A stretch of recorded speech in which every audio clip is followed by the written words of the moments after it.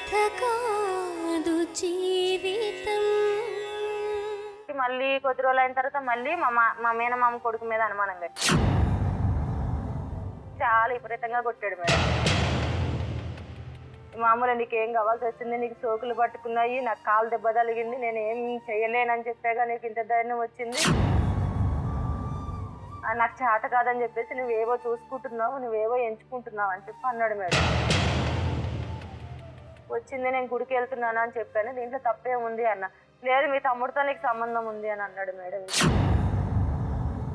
నీ కొడుకుల మీద ఒట్టేయంటే నా ఇద్దరు బిడ్డల మీద ఒట్టేశాను మేడం. నేను ఇంతవరకు నేను ఏ తప్పు చేయలేదు, నాకు ఎందుకు ఇలాంటి ఇందులో వేయొద్దు అని అంటే, లేదు మీ తమ్ముడితో నీకు సంబంధం ఉంది, అందుకే మీ తమ్ముడు పెళ్లి చేసుకోలేదు, నిన్ను చూస్తే పెళ్లి చేసుకోలేదు అని అన్నాడు మేడం. దేవత కుమారు వేషమా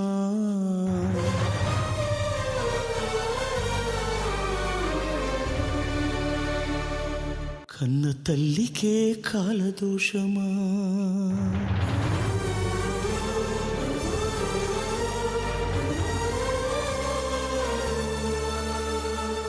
సైడ్ మీదకి వెళ్ళి అక్కడ పని చేసుకుంటూ ఉంటే పిల్లల్ని షాప్ లో కూర్చోబెట్టి మీ తమ్ముడితో నువ్వు ఉంటున్నావు అని మాట్లాడాడు మేడం. ఒక పక్కన దెబ్బలు, ఒక పక్కన భరించలేని బాధ. నువ్వేమి చేశావు నేరం, నిన్నెక్కడంటింది పాపం చినబోకుమా, చేయూతనందించు సాయం ఏనాడు చేసింది సంఘం గమనించుమా, కన్నీటి వర్షానికి కష్టాలు చల్లారునా, మార్గం చూపే దీపం కాదా ధైర్యం. ఇది కథ కాదు జీవితం.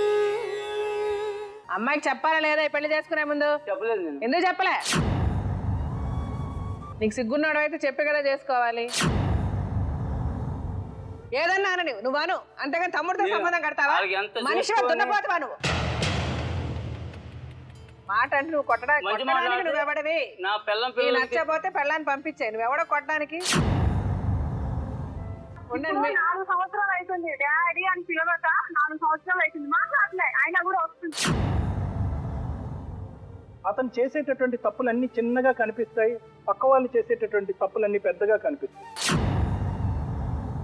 తన శీలాన్ని శంకించడం అన్నది సహించదు. నువ్వు కొట్టు, తిట్టు, బాధ పెట్టు 10 మాటలను, కానీ శీలాన్ని శంకి నీకు పక్కోడితో ఉంది, తమ్ముడితో ఉంది అనేటటువంటి దారుణమైనటువంటి ఏదైతే హింస ఉందో ఏ స్త్రీ తట్టుకోలేదు. మా అమ్మా నాన్న బుద్ధి తక్కువ చేస్తుంటే నాకు మొన్న చూడు చచ్చిపోదామని మందు తాగాను, నీకు చేస్తున్నప్పుడు నేను మందు తాగుంటే నా జీవితం బాగుపడేది. మీరు ఎప్పుడు వాళ్ళని కావాలన్నా వెళ్ళి చూడండి. అలాగే మీరు ఎప్పుడు మీరు ఏమ్మా చూడడానికి కూడా వద్దు మాకు. మీకొద్దా?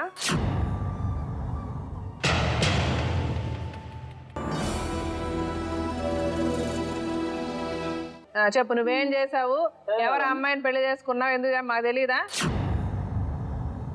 మేము తెలియకుండా మిమ్మల్ని పిలిపిస్తామా? చెప్పు. సరే చేసుకున్న తర్వాత ఏంటి చెప్పు. మంచిగా ఉన్నాం, మంచిగా బతికారు. నీ మొదటి పెళ్ళానికి ఏం చెప్పావు? నీ మొదటి పెళ్ళానికి ఏం చెప్పావు? ఎందుకు వెళ్ళా? తిరిగేది నా కోసం. ఆవిడ మోసం చేద్దాం అనుకున్నావు, ఆవిడ వెళ్ళి కేసు పెట్టింది. మరి మోసం చేయకుండా ఆవిడ చెప్పకుండా ఎట్లా చేసుకుంటావు ఇంకో పెళ్లి? మంచోడు కాదు, వాళ్ళ నాన్న మంచోడు కాదు కాబట్టి ఈవిడ పెళ్లి చేసుకుంటావా? అమ్మాయికి చెప్పాలి, అమ్మాయికి చెప్పాలా లేదా ఈ పెళ్లి చేసుకునే ముందు? చెప్పలేదు నేను. ఎందుకు చెప్పలే? నువ్వు దొంగవు కాబట్టి చెప్పలే, నువ్వు మోసగాడవు కాబట్టి చెప్పలే. అవును, మరి నువ్వు మంచోడు అయితే రెండో పెళ్లి ఎందుకు చేసుకుంటావు? చెప్పాలి కదా పెళ్ళానికి. నీకు సిగ్గున్నాడు అయితే చెప్పి కదా చేసుకోవాలి. నువ్వు నీ పెళ్ళానికి డైవర్స్ ఇచ్చానని చెప్పి చేసుకున్నావు ఇక్కడ. అవును, వాళ్ళకి తెలియదు కదా అది. వాళ్ళకి అదే వాళ్ళ కక్కుర్తికి ఇప్పుడు అనిపిస్తున్నారు కదా. వాళ్ళు చేసిన ఏదో పనికి అనిపిస్తున్నారు. ఎవరైనా ఏ పిల్లని అట్లా ఇస్తారా? మీరు పడ్డ కక్కుర్తికి మీరు అనిపిస్తారు. కాగితాలు చూపిస్తే మీకు మగవాడే దొరకలేదా ఊర్లో? కాగితాలు చూపిస్తే మీకు తెలియదా మగవాళ్ళు లేరా ఊర్లో? ఇంకా నేను ఒక్కనే దొరికాడా మీకు? మేడం నాన్నకి ఏం తెలియదు మేడం, అమ్మకి ఏం తెలియదు. ఆడుకున్నాడు మేడం, చిన్న వయసు మేడం. తెలియనప్పుడు మీరు చేసిన తప్పులు అది. మీ అమ్మకి నాన్నకి ఏం తెలియదు. తెలియదు అంటే తెలియదు, తెలుసు అంటే తెలుసు. మీ కక్కుర్తి మీకు, సరే వస్తున్నాడు కట్నం లేకుండా వస్తున్నాడని చేసుకున్నారు మీరు. అది మాత్రం మరి అదే చెప్తున్నా. ఆ విషయం అదే అందుకనే మరి మనం చేసే అలాంటి తప్పుల వల్లనే ఇలాగ అయ్యేది. ఈయన మహాత్ముడు, ఈయన మిస్టర్ ఇండియా అని ఈయన ఫీల్ అవుతున్నాడు. ఆ రోజు ఆయన ఏం చెప్తే అదే నమ్మేశారు, అలా చేశారు అంతే. సరే ఇప్పుడు చేసుకున్నారు, మీ మొదటి పెళ్ళానికి డైవర్స్ ఇవ్వలేదు. ఇప్పుడు ఆవిడ ఏం చేస్తుంది? వెళ్తున్నాం ఆ దగ్గరికి వెళ్తావు, ఈవిడ దగ్గరికి ఉంటావు. ఇవి నాకు అయ్యప్ప మాల వేసిన తర్వాత మా పెద్దవారు వచ్చింది, అయ్యప్ప మాల వేసుకున్నాను నేను. వేసిన తర్వాత గుడికి వచ్చింది. గుడికి వచ్చింది తిట్టారు మా భార్యకి, ఎందుకు వచ్చావు అనుకోండి. ఆమె బాగా తిట్టారు, తిరిగి వేసుకుని వెళ్ళిపోయింది. వెళ్ళిపోయిన తర్వాత ఈమె ఏం చేసింది, ఆ రోజు ఇంటికి ఇది అమ్మ ఏం చేసింది, పట్టి వెళ్ళిపోయింది ఇంటికి, ఆ సైడ్ మీదకి. నేను ఒక్కడిని అయిపోయాను ఆ రోజు. సరే వదిలేవయ్యా, నీ భార్య ఆవిడ, నీ భార్య ఈవిడ ఏమంటే ఈవిడ ఉంచుకున్నావిడా ఉండి. ఇప్పుడు నువ్వేదో గొప్ప చెప్తున్నావు కదా, ఇప్పుడు ఆ అమ్మాయికి ఫోన్ చేసి మాట్లాడదాం. అమ్మాయి నిన్ను ఎన్ని బూతులు తిడుతుందో మాట్లాడండి. అందుకే ఫోన్ నెంబర్ ఇచ్చాను. ఏం చెప్తుంది అమ్మాయి? నువ్వు మహాతోడు అంటదా? అడగండి, నేను మంచోడా చెడ్డా తెలిసిపోద్ది. బస్సులో అడగండి, నేను బస్సులో అడగండి. నేను ఎవరికి అన్యాయం చేయలేదు, ఎవరికి అన్యాయం చేయవు. ఈ అమ్మాయిని మటుకు అన్యాయం చేయలేదు, అమ్మాయి అన్యాయం చేయలేదు. ఆ అమ్మాయిని దున్నపోతులా కొడతావుగా, ఊర్లో అందరి మీద అనుమానంతో పెట్టి కొడతావుగా. అనుమానం పెట్టలేదు మేడం. వాళ్ళ తమ్ముడితో కూడా సంబంధం కట్టావు మేడం. అది మరి చెప్తా, నేను ఇంట్లో ఉన్నా, గుడికి వెళ్తా అంటే నాకు చెప్పరా మేడం? గుడికి వెళ్తావా? చెప్పలేదు. ఓకే సరే, చెప్పకపోతే తమ్ముడితో సంబంధం మాట్లాడింది. నా ఇంట్లో ఉన్నా నాకు చెప్పలేదు. అప్పుడు ఏమన్నా అంటే నేను తప్పుగా అనలేదు. తమ్ముడు మొగుడు అయిపోయాడు, మొగుడు తమ్ముడు అయిపోయాడని చెప్పా. అది కరెక్ట్ ఆ మాట? నీ అమ్మతో నీకు చెల్లితో సంబంధం ఉందంటే నీకు బాగుంటుంది? నాకు అని చెప్పింది, చెల్లుతున్నాను చెప్పింది, అమ్మలు అన్నది కదా. నేను చెల్లుతున్నానని చెప్పింది ఆమె. ఏదన్నా అని నువ్వు అను, అంతేగాని తమ్ముడితో సంబంధం కడతావా? మనిషి దున్నపోతావా నువ్వు? ఏం చేయాలనుకుంటా అమ్మాయి? నీకు నువ్వు వద్దు, నాకు విడాకులు కావాలంటుంది. ఏంటి నీ డెసిషన్ చెప్పు. నీకు చెప్తాను మేడం. ఇంకా తండ్రి పని చేస్తున్న సిద్దిపేటలో పడిపోయాను, పైనుంచి పాలు విరిగిపోయింది. తర్వాత ఇంట్లో ఉన్నాను. నేను ఇంట్లో ఉన్నా అంటే ఇంకో అబ్బాయి ఉండేమాట. నాది పని చేస్తున్నాడు ఆయన వల్ల. నేను ఎప్పుడు నేను అనుమానం కట్టలే. అనుమానం కట్టడం అయితే ఊరికి వెళ్ళిపోయాను, నెల రోజులు ఉండిపోయి వచ్చాను. అప్పుడు నేను అనుమానం కట్టలేదు. నువ్వు అనుమానం కట్టకుండా అమ్మాయి అనుమానం పడ్డా అని చెప్తుంది ఇప్పుడు మాకు. అయితే చెప్తాను మేడం. అది మళ్ళీ కుర్రాడు ఫోన్ ఇచ్చాడు ఆమెకి. ఫోన్ ఇస్తే ఏం చెప్పాలి? ఫోన్ ఇచ్చాడని చెప్పింది, చెప్పలే ఫస్ట్. అది 20 days నుంచి ఫోన్ ఉంది మా ఇంట్లో. నా కాల్ దెబ్బటము, ఆ ఫోన్ దొరకడం, లేకపోతే దొరకదో నాకు తెలియదు. నేను ఎప్పుడు అనుమానం కట్టలేదు ఆమె మీద.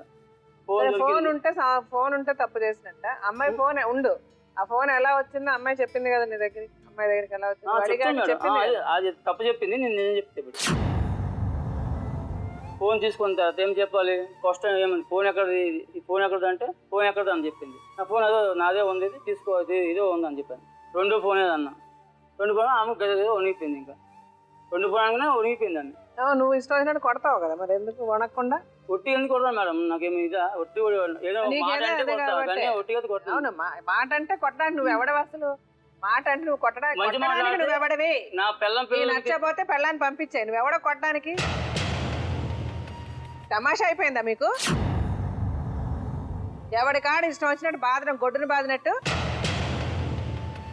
మీకు ఒక ప్రూఫ్ ఉండదు, ఒక ఆధారం ఉండదు. మీ ఇష్టానికి మీరు తాగడాలు, మీ మూడ్స్కి వచ్చినట్టు మీకు ఎట్లా మూడు ఉంటే అట్లా మీ పెళ్ళాలు నడుచుకోవాలి, లేకపోతే కొట్టడాలు. ఫుల్ కాకపోతే ఎంత తాగితే ఏంటి? తాగుతావు కదా, పిల్లలు చూడాలా, ఏమి చూడాలా, ఆమె చూడాలంటే ఎక్కడ నువ్వు తాగుతావు కదా, కొడతావు కదా. నువ్వేమో తమ్ముడితో సంబంధం కడతావు, తమ్ముడితో సంబంధం కడతావు, పక్కింటి వాళ్ళతో సంబంధం కడతావు, వెనకింటి వాళ్ళతో సంబంధం కడతావు. నీ కోపం వస్తే ఇష్టం వచ్చినట్టు కొడతావు. సంబంధం పెడితే ఆమెతో ఉండేవాడిని ఇప్పుడు. అంటే అంత భయంకరమైన అమ్మాయి ఎవడా? ఏం చూసావు అమ్మాయి? మంచిది చెడ్డ అనలే ఇప్పుడు. మరి ఇంకప్పుడు మరి అలాంటప్పుడు నమ్మను, కానీ అబద్ధం ఎందుకు చెప్పిందని ఇప్పుడు. అంతే, అబద్ధం ఆడింది. ఎందుకు ఆడింది? నువ్వు కొడతావు కాబట్టి, నువ్వు కొడతావు కాబట్టి భయపడి చెప్పింది. సరే, ఇప్పుడు మీరు చేసిన పనులన్నీ మీకు తెలుసు. ఇప్పుడు ఆవిడ ఇంకా మీ యాక్చువల్ గా మీ మొదటి పెళ్ళ ఉంది కదా, ఆవిడ చాలా మంచివాడు కదా. ఇద్దరు మంచోళ్ళే. ఈవిడికైతే నువ్వు వద్దు, నువ్వు ఆవిడని వదిలేసే. నీకు యాక్చువల్ గా ఆవిడకి నువ్వు విడాకులు కూడా ఇవ్వాల్సిన అవసరం లేదు. ఎందుకంటే మీ ఇద్దరి పెళ్ళే కాదు. నా పిల్లలు కదా మేడం, నీ పిల్లలు అవ్వదు. నేను 18 సంవత్సరాలు పెంచాను మేడం. 18 సంవత్సరాల నుంచి నేను పెంచుకొని నీకు ఇంట్లో పూజ పెట్టుకొని ఇప్పుడు పిల్లలు 18 సంవత్సరాలు అయ్యారు. నా పిల్లలు కాదా? ఉన్నది కరెక్టే, నువ్వేం చేయలేవు. నా పిల్లల్ని పిలిచి అడుగుతా, వాళ్ళకి ఎక్కడ ఉండాలంటే అక్కడ ఉంటారు. ఇప్పుడు మీ ఇతని ఫస్ట్ వైఫ్ కనెక్ట్ చేయండి ఒకసారి. హలో హలో, వరలక్ష్మి గారా? అవును మేడం. నమస్తే అమ్మా. మేడం. నమస్తే, బాగున్నారా? బాగున్నాం మేడం. పాప పేరేంటమ్మా? శ్రావణి మేడం. ఎంత వయసు ఇప్పుడు పాపకి? 18 సంవత్సరాలు మేడం. ఇప్పుడు మీ ఆయన ఇక్కడే ఉన్నాడమ్మా. మీ ఆయన మీకు చెప్పకుండా చేసుకున్న రెండో పెళ్లి చేసుకున్న ఆవిడ, వాళ్ళందరూ ఇక్కడ ఉన్నారు నా దగ్గర. మీ ఆయన రెండో పెళ్లి చేసుకున్న ఆవిడ పేరు కృష్ణవేణి, మీకు తెలుసు కదమ్మా? తెలుసు మేడం. ఆవిడ ఈయన వల్ల చాలా బాధలు పడుతున్నాను, అతను ఇష్టం వచ్చినట్టు నన్ను కొడతాడు, గొడ్డును బాగినట్టు బాగుతున్నాడు, సో నేను ఇంకా అతనితో ఉండదలుచుకోలేదు మేడం. తెలుసో తెలియక ముందు అతనికి పెళ్లి అయింది అన్న సంగతి మేము తెలియదు, అంటే పెళ్లి చేసుకున్నాను డివోర్స్ ఇచ్చేసానని చెప్పడం వల్ల నేను చేసుకున్నాను. అవన్నీ అబద్ధం మేడం. పెళ్లి అయిందని తెలుసు, కూతురు పుట్టిందని తెలుసు మేడం. నా పాప అప్పుడు 5 నెలల పాప. లేదు ఆవిడ తెలియదని చెప్పలేదమ్మా. తెలుసు మేడం. అదే నేను అడుగుతున్నా, మీకు చెప్పాడా అతను ఈవెన్ పెళ్లి చేసుకునే ముందు? మీకు మీ ఆయన ఫోన్ చేసి చెప్పాడా? తెలియదు మేడం నాకు. సో నిన్ను మోసం చేసి అమ్మాయిని పెళ్లి చేసుకున్నాడు, అంతే కదా? నేను అదే చెప్తున్నా, నీకు బుద్ధి ఉందా? నువ్వు నోటికి అన్నం తింటున్నావా, గడ్డి తింటున్నావా? ఒక కూతుర్ని పెట్టుకొని పెళ్ళాన్ని పెట్టుకొని ఇంకో పెళ్లి ఎలా చేసుకుంటావు అని అడుగుతున్నా. అవును మేడం. సరే, తెలిసిన తర్వాత మీరు కేసు పెట్టి మళ్ళీ కేసు మీరు ఎందుకు వాపస్ తీసేసుకున్నారు? మేడం అది పెళ్లి చేసుకున్నందుకు పెట్టలేదు మేడం.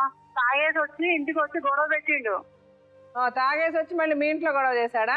మా ఇంట్లో మా నాన్నతో గొడవ పెట్టుకుంటే నన్ను కొట్టిండు. నన్ను కొడితే నాకు బ్లడ్ వచ్చేసింది. అయితే మా నాన్నుండి నా కూతుర్ని ఎట్లా పెంచుతలేవు, నువ్వు పెళ్లి చేసుకున్నప్పటి నుంచి నా కూతుర్ని వచ్చి మళ్ళీ పైనుంచి వచ్చి కొడుతున్నావు, ఎప్పుడొచ్చి చంపేస్తావు నువ్వు నాకు కూతుర్ని అనేసి మా నాన్న కేసు పెట్టి. సరే ఓకే. సో ఇతను మిమ్మల్ని కొడతాడు, ఇక్కడ ఈవెన్ని కొడతాడు, అందరినీ కొడతాడు. ఇప్పుడు ఇతను ఏమన్నా మీకు సంపాదించి మిమ్మల్ని ఏమైనా పోషిస్తున్నాడమ్మా?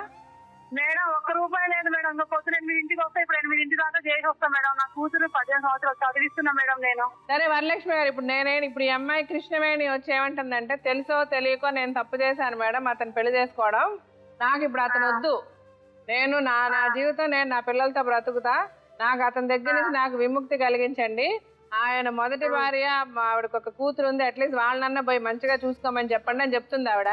ఇప్పుడు మీరేమనుకుంటున్నారమ్మా? ఇతనితో మీరు బతకాలనుకుంటున్నారా, అసలు మీరు కూడా ఇతను వద్దనుకుంటున్నారా? అనుకుంటే నేను ఇన్ని రోజులు నేను అదే అనుకున్నా మేడం. సరే మమ్మల్ని చూడకుండా వాళ్ళనైనా చూడని, దగ్గర ఉండి బాధపడే కంటే దూరం ఉండి ఇంకా కనపడడు కదా మేడం. ఎన్నిసార్లు తీసుకుపోయిండు చూస్తున్నాను, కానీ చూడలేడు. ఆ మాటలు పట్టించుకొని మా ఇంటికి రాకపోతుండే, ఎన్ని రాత్రులు వెయిట్ చేసి పండుకుంటుంటుంది మేము. అంటే ఇప్పుడు రానియకుండా ఎవరా వస్తే అది కరెక్ట్. ఆయన మనశ్శాంతిగా ఉంచలేదు మేడం. నేను మిమ్మల్ని ఉంచుకొని మిమ్మల్ని వదిలేశానని చెప్పి ఈవిడ చేసుకున్నాడు కాబట్టి ఈవిడ ఉద్దేశం ఏంటి? మిమ్మల్ని వదిలేసి ఆవిడతోనే ఉండాలి. సరే తెలిసింది ఆవిడకి, విషయం తెలిసింది, మీరున్నారని ఉండండి, కొంచెం ఉండండి, మీరున్నారని తెలిసింది, పిల్లలు ఉన్నారని తెలిసి, అప్పుడన్నా ఈవిడ కొంచెం ఆగి సరే పోతే పోయాడులే వస్తే వచ్చాడులే ఈవిడ కూడా అనుకోలే. ఈవిడికి మనసు బాగున్న రోజు బాగుంది, బాగున్న రోజు అతను అనడము, అన్నప్పుడల్లా అతను ఆవిడని కొట్టడము. ఇతనికి ఏంటంటే అలవాటు, ఎవరిని పెడితే వాళ్ళు చెత్తకు బాధడం. మీరిద్దరూ కలిసి తిరిగి ఆయన కొట్టుంటే బాగుండేది, మీరిద్దరు ఎప్పుడు కొట్టలేదు కాబట్టి అతను ఒక్కడే కొట్టగలడన్న అభిప్రాయం అతనికి. ఇష్టం వచ్చినట్టు ఆవిడ బాధడం, మిమ్మల్ని కొట్టడం. సో ఇప్పుడు జరిగిపోయింది. మీకు ఆవిడ డెఫినెట్గా మీ ఇద్దరికి ఒకళ్ళంటే ఒకళ్ళు నచ్చరు, అందుకని మీరు ఆవిడని ఇష్టపడాలని నేను చెప్పట్లేదు. కానీ ఇందులో ఏంటంటే మోసపోయింది మీరిద్దరు. నేను ఒక్కరోజు ఆమె ఏమైనా అన్నా అడగండి, ఆమె ఉన్న రూమ్ దగ్గరికి వెళ్ళి నేను ఏమైనా అన్నా ఆ షాప్ ముందు నుంచే వచ్చేదాని. ఒకటే నేను అసలు నా దగ్గర లేడు, ఆమె ఏం ప్రాబ్లం. కొంచెం ఆగండి, కొంచెం మీరేమన్నా అన్నారా అని మీరు అంటున్నారు కదా, ఆవిడ మీరు అన్నారని ఏమీ చెప్పలేదు, మీరు అర్థం చేసుకోండి. ఇప్పుడు నీకు బుద్ధున్న దానివి అయితే నీ మొగుడిని నువ్వెందుకు అలౌ చేసావు, ఎందుకు వదులుతున్నావు, ఆ సంబంధం ఉందని తెలుసు కూడా నువ్వెందుకు పెట్టుకున్నావమ్మా? నీకు తెలియలేదు. 4 సంవత్సరాలు అవుతుంది డాడీ అని పిలవక, 4 సంవత్సరాలు అవుతుంది మాట్లాడలే. ఆయన కూడా వస్తుంది, నాకు తిండి తినట్లేడు, అయినా వస్తుండు తెలుసా. ఆయన బాగా నాకు పిల్ల నాతో మాట్లాడతలేదు, పిల్ల నాతో మాట్లాడతలేదు, నిన్ను నన్ను బాధను వదిలేసిందమ్మా, నువ్వు ఎంత బాధపడ్డాను తెచ్చుకున్నావమ్మా అనేది మా బాధ ఎవరు చెప్పుకోవాలి మేడం. మీకు నా పిల్లలు కూడా నాకు అడుగుతున్నారమ్మా, నీకు ఎందుకమ్మా బుద్ధి లేదా, నాకే మా జీవితాలు ఎందుకు అమ్మా నాశనం చేస్తారని నా పిల్లలు నన్ను అడుగుతున్నారు. తెలిసి ఎందుకమ్మా చేసుకున్నావు, ఈయన ఇంకెవరు దొరకలేదని నా పిల్లోడు నన్ను అడిగిండమ్మా, నేనెవరికి చెప్పుకోను. మీ పిల్లలు మిమ్మల్ని అడిగారు అంటున్నారు కదా, ఆవిడ అనడానికన్నా ఒక అర్థం ఉంది. మీ పిల్లలు మీరు అడగడానికి కారణం మీరే. అందుకని అమ్మాయి అట్లీస్ట్ అమ్మాయి బాధపడాలని అర్థం ఉంది. ఎందుకంటే మొదటి పెళ్లి చేసుకున్నాడు, అమ్మాయిని మోసం చేశాడు. ఇప్పుడు వరలక్ష్మి గారు మీకు ఒకటే చెప్పదలుచుకుంటున్నాం, మీ ఆయనని ఆవిడ వదిలేస్తున్నారు. సో మీరు ఫర్దర్గా మీ ఆయన్ని మీరు ఏం చేసుకోవాలనుకుంటున్నారు మీరు ఆలోచించుకోండి. ఆ విషయం మీకు చెప్దామని మీకు కనెక్ట్ చేయమని చెప్పాను. ఇప్పుడు మంచిగా ఉన్నప్పుడే చూడలేదు, ఇప్పుడు చాలా రేటలేదు నాకు కష్టం చేసుకోవడానికి. పిల్లలు ఒక ఇంటికి ఇవ్వాలి, నా పిల్లల్ని చదివించుకోవాలి, నాకు ఇంకెన్నో నేను రోజు ఆలోచిస్తే నిద్ర పట్టట్లేదు మేడం, ఆకలి అవ్వట్లేదు నాకు. కరెక్ట్. మీ చట్ట ప్రకారం మీరే భార్య, మీకు మిమ్మల్ని మీ పిల్లని చూసుకునే బాధ్యత ఆయనదే. అతను చూసుకోవాలి, అతను పని చేసి చూసుకోమని చెప్పండి. ఎలా చూస్తావయ్యా నువ్వు వాళ్ళని? వెళ్ళి జాగ్రత్తగా వాళ్ళన్నా చూసుకో. ఇప్పుడు ఈ అమ్మాయికి నువ్వు వద్దని చెప్తుంది, నువ్వు నీ పిల్లలని అంటున్నావు. అమ్మాయికి నచ్చలేదు నువ్వు అంతే. మరి నువ్వు కనబడ్డ వాళ్ళందరితో సంబంధాలు కట్టి సొంత తమ్ముడిని మొగుడని సొంత తమ్ముడిని మొగుడని నీ కోపం వచ్చినప్పుడు కొట్టి ప్రేమ వచ్చినప్పుడు దగ్గరికి తీసి ఇవన్నీ ఇంకా నేను భరించలేను, నాకు అయిపోయింది, నాకు ఇక్కడ నుంచి నేను ఫర్దర్గా ఆమె మళ్ళీ ఊరి పట్టుకోకుండా ఈమె పట్టిన పోయి పెళ్లికి అన్నిటి పట్టిన పోయాను. ఈమెకి నేను అడ్డం పడలేదు, ఆమె పట్టినలే ఇంకా అది నీలో అంత బాధపడింది ఆ రోజు. అది నీ తప్పు కదా. ఇప్పుడు నువ్వు అమ్మాయికి చేసిన అన్యాయానికి నువ్వు అనిపిస్తున్నావు, ఈ అమ్మాయి చేసిన తప్పుకి ఈ అమ్మాయి అనిపిస్తుంది. రెండో పెళ్ళిలో ఎందుకు చేసుకోవాలి? అవసరం ఏంటి? ఊరు గొడ్డుపోయిందా? మగవాళ్ళు లేరా ఊర్లో? ఎందుకు చేసుకోవాలి? చేసుకుంది కాబట్టి ఆ అమ్మాయి అనిపించింది. సావు పవిత్రం ఏదో అప్పుడే చేస్తుంటే నాకు బాగుండేది నా జీవితం. సరే ఉండండి అమ్మ, ఇప్పుడు చచ్చిపోవాల్సింది కదా, బతికాను కదా, పిల్లలు పోసుకొని చచ్చిపోవాల్సింది. ఎందుకు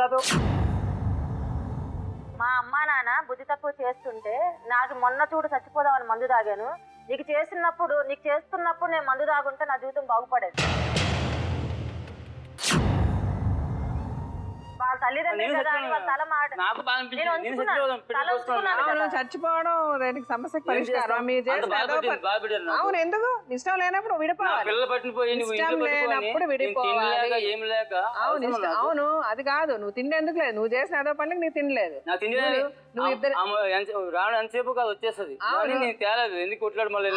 ఇద్దరు పిల్లల్ని సరిగ్గా చూసుకోవాలి. ఇప్పుడు అమ్మాయి కూడా వచ్చి నీతేమో దూకి వచ్చి ఎవరి కోసం పెట్టావు? అవును, నీకు ఇష్టపడి నీకు కావాలనుకొని పెట్టుకున్నావు. నువ్వు చెప్పాల్సింది చెప్పేశావు, వాళ్ళు చెప్పాల్సింది చెప్పేశారు. ఇప్పుడు నేను డాక్టర్ గాని లాయర్ గాని పిలుస్తా, వాళ్ళిద్దరు ఏం చెప్తారు విన్నాక నాకు తోచింది మీ ఇద్దరికి ఏది మంచిదో నేను చెప్తా, అది చెయ్యండి. సరేనా?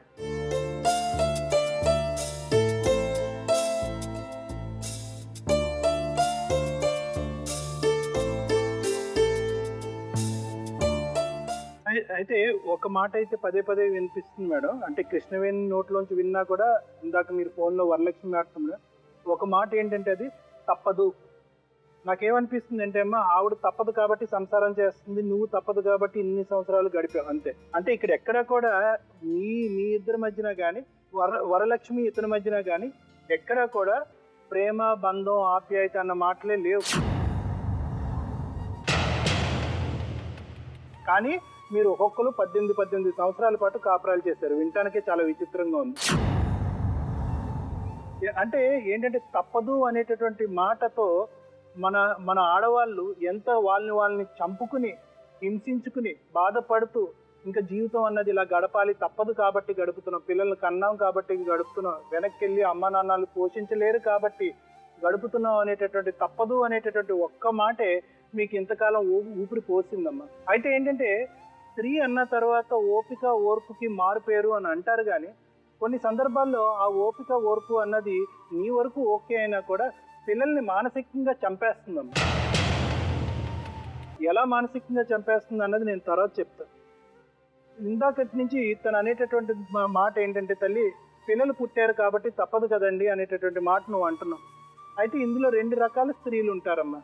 90% మంది స్త్రీలు ఏమంటారు అంటే కనుక, సరే దేవుడు ఇంతే ఇచ్చాడు నా జీవితానికి, నాకు ఇంకా తప్పదు కాబట్టి జీవితాన్ని కాంప్రమైజ్ అవుతూ బతకటం అన్నది ఒకటి. ఇంకో 10% స్త్రీలు ఏం చేస్తారు అంటే కనుక, నీ విషయంలో అది ఎంతవరకు రైటో రాంగో అన్నది భగవంతుడికి తెలుస్తుంది. ఆ 10% స్త్రీలు ఏం చేస్తారు అంటే కనుక, నేను ఇన్నాళ్ళు తప్పక జీవిస్తున్నాను, అతను చేసేటటువంటి తప్పు నేను ఎందుకు చేయకూడదు అనేటటువంటి తప్పుదోవలో వెళ్ళేటటువంటి స్త్రీలు కూడా ఉంటారు. అంటే నువ్వు వెళ్ళేవా లేదా అన్నది నేను చెప్పను, కానీ ఆ ఫోన్ విషయానికి వస్తే కనుక, నువ్వు ఏదైనా తప్పు చేస్తుంటే కనుక ఆ పరాయి వ్యక్తి దగ్గర నుంచి నీకు ఫోన్ వచ్చినప్పుడు దానికి వెంటనే నువ్వు తలుపు వేసేసి, అది నీకు తెలుసు ఈ మనిషి గురించి నీకంటే బాగా ప్రపంచంలో ఎవరికి తెలియదేమో, అటువంటి పరిస్థితుల్లో ఇతను ఎంత హింసాత్మకుడు అవుతాడు, ఎంత భయంకరమైనటువంటి నీకు చూపెడతారు అనేటటువంటి అంశంతో అటువంటి ఫోన్ కానీ అటువంటి మనిషిని కానీ దూరం పెట్టాలి. ఇటువంటి 10% మంది స్త్రీలు ఏం చేస్తారు అంటే కనుక నా భర్త ఇలాగే ఉన్నాడు, నాకు జీవితాన్ని ఇవ్వలేదు, నాకు సంతోషాన్ని ఇవ్వలేదు, నాకు సుఖాన్ని ఇవ్వలేదు, ఇటువంటి వ్యక్తి దగ్గర నాకు సగం జీవితం నాశనం అయిపోయింది కాబట్టి మిగతా జీవితం గురించి అయినా కూడా నేను వేరే దారిని ఎంచుకుంటాను అని చెప్పి తప్పుదోవలోకి వెళ్ళేటటువంటి స్త్రీల గురించి నేను ప్రత్యేకంగా చెప్పడం అన్నది జరుగుతుందమ్మా. కాబట్టి ఇక్కడ నీ నిజాయితీ ఏమైంది అంటే కనుక నిన్ను కాపాడలేకపోయింది. నువ్వు నిజాయితీగానే ఉన్నావు, నువ్వు తప్పు చేసావనేటటువంటి అంశం నాకేమి కనిపించట్లేదు, నువ్వు నిజాయితీగానే ఉన్నావు. అయితే ఇక్కడ ఎందుకు నేను ఈ మాట అంటున్నాను అంటే కనుక మేడము, నేను లాయర్ మేడం, మేము చాలా సందర్భాల్లో అనుమానం గురించి మాట్లాడాం. అయితే అనుమానం అనేటటువంటి అంశంలో ఇంకో యాంగిల్ కూడా ఉంది మేడం. అంటే యూజువల్గా అనుమానం బారిన పడుతున్నటువంటి స్త్రీల గురించి మనం మాట్లాడుకుంటే కనుక ఈ అనుమానం పడేటటువంటి బాధపడేటటువంటి స్త్రీల్లో 2 రకాల సైకాలజీ ఉంటుంది. భర్త అనుమానం పడుతున్నాడు అనేటటువంటి ఒక అంశం, రెండోది రేపు మళ్ళీ ఏ విధంగా అనుమానం పడతాడు అనేటటువంటి ఇంకో అంశం. సో పదే ఇటువంటి స్త్రీలు ఏం చేస్తూ ఉంటారంటే అనుమానం బారిన కాపాడుకోవటానికి ఆచితూచి అడుగేస్తూ నిమిషం నరకం అనుభవిస్తూ ఉంటారు. ఇది మన అందరికీ తెలిసినటువంటి అంశమే. ఏ మాటలో ఏ అనుమానం ఉందో, నేను ఏ అడుగేస్తే ఇతను ఏ అనుమానిస్తాడో, నేను ఎటువైపు చూస్తే అనుమానిస్తాడో, నేను ఏం ఆలోచిస్తే అనుమానిస్తాడో, నేను ఏ మాట అంటే అనుమానిస్తాడో అనేటటువంటి దారుణమైనటువంటి దిక్కుతోచినటువంటి పరిస్థితిలో కొన్ని లక్షలాది మంది స్త్రీలు ఉన్నారు. మేము క్లినిక్స్లో చూసేది ఒక 0.5% శాతమే. ఎందుకంటే కనుక రేపు కానీ ఎల్లుండి కానీ మారుతాడే అనేటటువంటి భావంతో, ఆ ఓపికతో ఒకప్పుడు నేను ఇది బట్టబయలు చేసుకుంటే కనుక ఇంకా అసలే జీవించలేనేమో, నా పిల్లలు కూడా నరకం అనుభవిస్తారనేటటువంటి అంశంతో కప్పిపుచ్చుకుంటూ ఉంటారు. ఇది ఒకటి. దీనికి ఉండేటటువంటి ఇంకో యాంగిల్, నేను ఎందుకు ఈ అనుమానం గురించి మళ్ళీ ఇలాగ ప్రత్యేకంగా చెప్తున్నాను అంటే కనుక కొన్ని స్త్రీల యొక్క మానసిక పరిస్థితి ఏ విధంగా మారిపోతుంది అంటే కనుక అనుమానం పడకపోయినా కూడా, అంటే అప్పుడు వరకు అనుమానం పడతాడు, అక్కడి నుంచి ఇంకో మాట అంటాడు, లేదా తమ్ముడి విషయం ఎత్తాడు, లేదంటే పక్కంటి వ్యక్తి యొక్క విషయం ఎత్తాడు. అటువంటి వ్యక్తి యొక్క విషయం ఎత్తినప్పుడు అతని మనసులో అనుమానం లేకపోయినా కూడా నీ మానసిక పరిస్థితి ఎలా ఉంటుందంటే కనుక అదిగో మళ్ళీ అనుమానం అనేటటువంటి యాంగిల్లో వచ్చి నా మగుడు హింసిస్తున్నాడు అనేటటువంటి పరిస్థితి వల్ల ఏంటంటే ఉండేటటువంటి అనుమానం 50% అయినా కూడా అనుకునేటటువంటి అనుమానం ఇంకో 50% అవ్వటం వల్ల సర్వనాశనం అయిపోతాయి జీవితాలు. అంటే అది నీ తప్పు అన్ను, అనుమానం మొదలైంది, అనుమానం పెంచేటటువంటి పాత్రలో నువ్వు పడ్డావు కాబట్టి నీకు ఆ బాధ. అయితే మేడం ఇందాక ఓపిక అన్నాను, అంటే నువ్వు ఇందాక అన్నావు, ఎందుకమ్మా నువ్వు ఇందాక నేను అడిగినప్పుడు ఎందుకమ్మా ఇన్ని సంవత్సరాల పాటు భరించావు, ఈ భరించటం అనేటటువంటి మాట నువ్వు భరించావు, కానీ 16-14 సంవత్సరాల పాటు మీ పిల్లలు ఈ నరకం చూస్తూ ఎందుకు భరించాలి? 2 మగపిల్లలు. అదే ఆడపిల్లలు అయితే కనుక అది ఇంకో విధంగా సైకాలజీ మారిపోతూ ఉంటుంది. వాళ్ళ మనసుకి ఆ భరించేటటువంటి ఓపిక లేదమ్మా, కానీ వాళ్ళది దిక్కుతోచినటువంటి పరిస్థితి. కన్నది తల్లిదండ్రులు కాబట్టి ఎక్కడికి పారిపోలేరు. మీలాగా కిరసనాయిలు పోసుకున్న అతను, లేకపోతే విషం మింగి నువ్వో అలా చచ్చిపోవాలనేటటువంటి ఆలోచన ఆ స్థాయి ఆ పిల్లలకి రాకపోవటం అన్నది వాళ్ళు చేసుకున్న అదృష్టమైనా కూడా వాళ్ళు ఈ నరక కుంపట్లో ఉండటం అన్నది వాళ్ళు చేసుకున్న దరిద్రం. కాబట్టి నేను చెప్పేటటువంటిది ఏంటంటే నీలాగా ఉండేటటువంటి చాలా మంది స్త్రీలకు నేను చెప్పేటటువంటి ఏంటంటే ఓర్పు నాకు ఉందండి, బయట ప్రపంచంలోకి వెళ్తే నేను బతకలేను కాబట్టి ఇక్కడ నన్ను ఓర్చుకుంటూ బతుకుతాను అనుకునేటటువంటి స్త్రీలు దయచేసి మీ పిల్లల గురించి కూడా ఆలోచించండి. రేపొద్దున నా పిల్లలు పెళ్ళయ్యే టైంకి అమ్మ తండ్రి లేడు తల్లి లేడు అనేటటువంటి భావంతో మీరు ముందు నుంచే ఆ నరకం అన్నది చూపెడుతున్నారు. వద్దు, ఇటువంటి నరకం ఆ పిల్లలు అక్కర్లేదు. రేపొద్దున ఈ సభ్య సమాజంలోకి, భావ్య ప్రపంచంలోకి వాళ్ళు వెళ్ళి బతకాలి అంటే కనుక మానసికంగా వాళ్ళు చాలా ధైర్యంగా ఉండాలి, చాలా కాన్ఫిడెన్స్తో ఉండాలి. అటువంటి కాన్ఫిడెన్స్ ఇవ్వాలి అంటే కనుక తల్లి తండ్రులు ఇలా నరకం చూపిస్తూ ఇవ్వక్కర్లేదు. తల్లి ఒక్కత్రే ఇవ్వచ్చు, ధైర్యం గలటటువంటి తల్లి ఇవ్వచ్చు, ధైర్యం గలటటువంటి తండ్రి కూడా ఇవ్వచ్చు. సో అటువంటి దక్కడం ఇప్పుడు ఏ స్థాయికి వచ్చింది అంటే కనుక ఫైనల్గా అమ్మో నాకు వద్దు బాబోయ్ అని చెప్పి పారిపోయేటటువంటి పరిస్థితి వచ్చింది. ఈ ఆలోచన నీకు ఎప్పుడు వచ్చింది? 2-3 సంవత్సరాల క్రితమే వచ్చింది. కానీ ఎప్పుడు వచ్చింది? టూ లేట్, చాలా లేట్ అయిపోయింది. ఏ స్థాయికి వచ్చిందంటే కనుక అతను మానసికంగా ఒక ధైర్యం వచ్చేసింది, కృష్ణవేణి నన్ను వదిలి ఎక్కడికి వెళ్ళిపోదు అనేటటువంటి ధైర్యం వచ్చింది. కాబట్టి ఏం చేస్తున్నాడు, కిరసనాయిలు పోసుకోగానే అమ్మో ఎక్కడ అంటించేసుకుంటాడేమో అని చెప్పి మళ్ళీ అని చెప్పి అక్కడ కూడా భర్త అంటించేసుకుని చచ్చిపోతాడేమో అనేటటువంటి ఆలోచన నీకు ఉంది. కానీ ఇటువంటి భర్తతో బతకటం వల్ల నేను రేపొద్దున మళ్ళీ నా పిల్లలకి ఎటువంటి నరకం చూపెడుతున్నాను అనేటటువంటి ఆలోచన నీకు రాలేదు. సో అంటే ఏంటంటే నీ మైండ్ సెట్ ఎలా అయిపోతుందంటే పిల్లలు అనేటటువంటి వాళ్ళు ఆటోమేటిక్గా ఎదిగిపోతారు, వాళ్ళు బతికేస్తారు. ఇక్కడ మాత్రం నా భర్తను కాపాడుకునేటటువంటి ఒక పిచ్చి సైకాలజీలో 18 సంవత్సరాల పాటు కాపురం చేస్తారు. ఇంకా మీరు ఇందాక అన్నట్టు మేడం పేరెంట్స్ యాటిట్యూడ్ ఇది క్లియర్. అంటే ఏంటంటే అక్కడ వాళ్ళు ఖచ్చితంగా ఇక్కడ కథ అంతా తెలుసు, వీళ్ళు ఎలా జీవిస్తారో, ఇటువంటి జీవితాలు ఎలా ఉంటాయో అన్నది వాళ్ళకి తెలుసు, ఇందాక మేడం చెప్పినట్టు.